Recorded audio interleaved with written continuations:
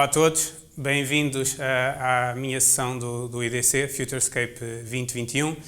Meu nome é Pedro Campos, sou o responsável da unidade de Business Consulting da Bold by Devoteam e estou aqui hoje para vos falar sobre automação como um driver da transformação digital. Muito rapidamente sobre a Bold. A Bold é uma consultora tecnológica portuguesa, está inserida no grupo Devoteam, que é uma multinacional francesa. Em Portugal somos mais de 800 colaboradores, somos uma consultora que tem como referências os seus parceiros tecnológicos, a Google, a Microsoft e a AWS, e naturalmente neste tema da automação, como não poderia deixar de ser, os nossos principais parceiros são os líderes nestas áreas, nomeadamente o iPad, Automation Anywhere e Blue Prism. Hoje em dia as organizações enfrentam um conjunto muito grande de desafios de várias fontes e de várias magnitudes. Estamos a falar de desafios de segurança, por exemplo, não podemos olhar para, por exemplo, uma fraude como sendo um tema que faz parte do negócio, não pode ser, isto não pode ser um custo de fazer negócio. Não podemos olhar, por exemplo, para a parte do controle de qualidade, ou seja, o outsourcing das atividades hoje em dia é uma tentação. As organizações cada vez mais gostam de fazer o outsourcing das atividades para focarem-se no que é o seu negócio, mas traz riscos. Traz riscos, nomeadamente, de qualidade, traz riscos de algumas ineficiências e se calhar algumas das vezes as organizações têm que olhar para dentro de casa e começar a fazer algum trabalho in-house e conseguir otimizá-lo. Temos temas relacionados com a produtividade, ou seja, quando as empresas não são produtivas, por norma também falham na identificação de onde é que estão essas falhas na produtividade ou o que é que está a matar a produtividade. Ou seja, há um conjunto de atividades que as empresas executam, sejam manuais, sejam repetitivas, que fazem com que não se consigam focar no que é o core do seu negócio, ou seja, despendem demasiado tempo nisso em vez de se focarem no que é a atividade do cliente de uma forma efetiva. Temas de compliance. Hoje em dia vivemos num mercado altamente regulado, seja hoje regulado numa parte mais ambiental, numa parte mais energética, numa parte mais financeira, ou seja, as empresas não conseguem controlar estes meios e isto afeta-os bastante, ou seja, é muito incerto na parte em todas as indústrias e setores. E temos, por fim, a parte da eficiência, ou seja, existe um conjunto grande de silos, existe um conjunto grande de sistemas legacy que complicam os processos da organização.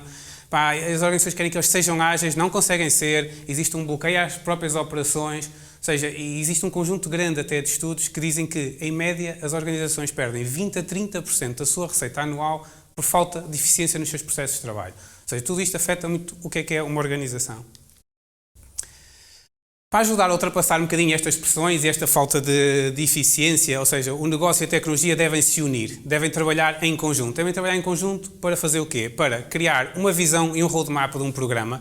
Devem trabalhar em conjunto para transformar o que são os produtos, transformar o que são os serviços que a organização oferece aos seus clientes e devem criar uma cultura de inovação dentro da organização. Isso é fundamental.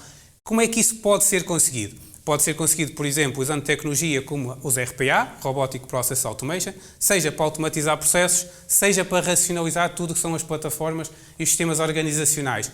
Podem e devem utilizar chatbots, podem utilizar voicebots para simplificar tudo o que é o serviço que prestam ao cliente, para simplificar toda a experiência que é prestada, garantir uma experiência intuitiva ao cliente no final do dia e devem tirar partido da inteligência artificial. Partido em que sentido? Capturar todos os dados que a organização está a gerar e usar esses dados para gerar informação e transformar a forma como a organização desenvolve as suas atividades e desenvolve o seu trabalho.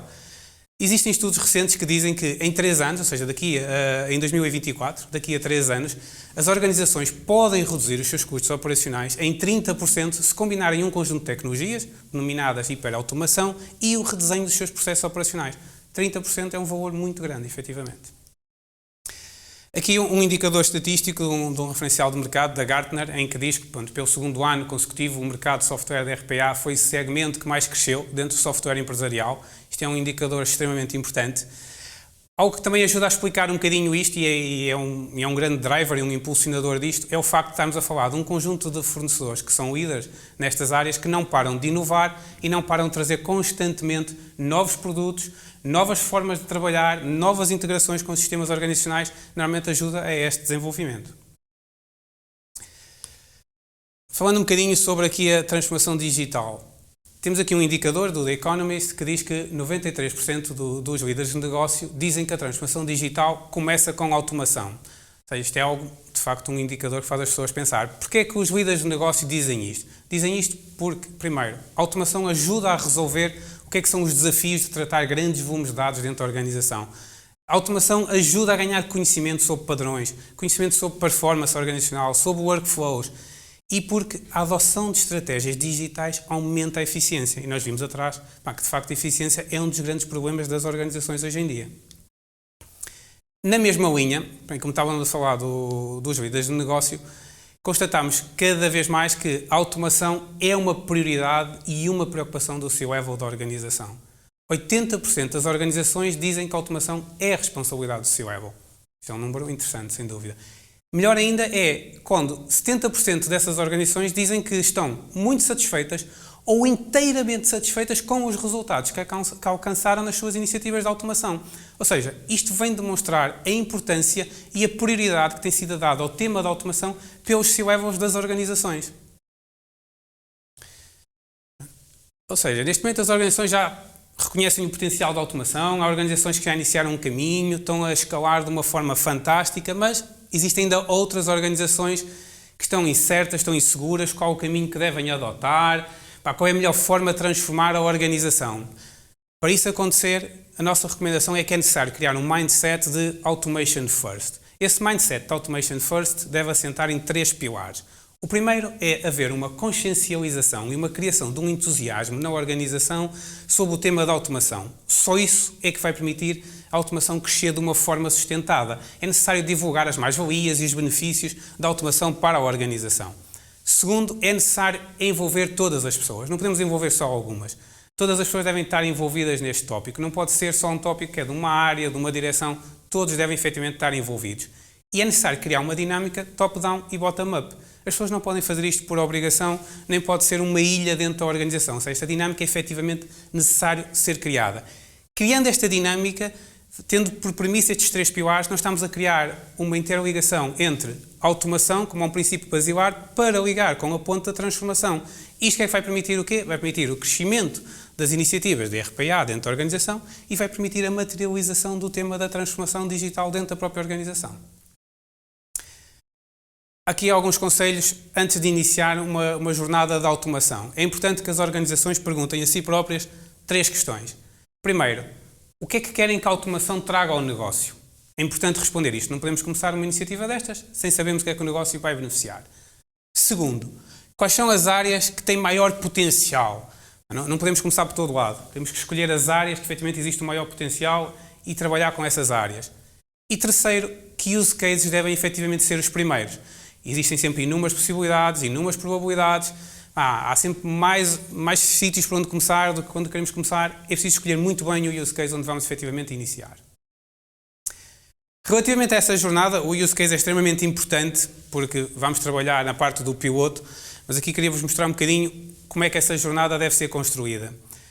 Antes de iniciarmos um piloto, é importante que esteja claro na organização o que é a visão e o que é a estratégia da automação. Isto tem que ser algo consequente, tem que estar escrito, tem que ser quase como os objetivos estratégicos da organização. E própria esta estratégia tem que estar linkada com os objetivos. Tem que ser um farol que vai conduzir a organização no trabalho que ela vai produzir nos próximos tempos. Avançamos com o piloto, vimos o use case atrás que definimos muito bem. Esse piloto tem que ser bem escolhido para conseguirmos fazer um ramp-up a seguir muito efetivo, conseguir acelerar de forma rápida dentro da organização. Isso é crítico, porque um piloto bem sucedido vai permitir otimizar tudo o que é feito dentro da organização.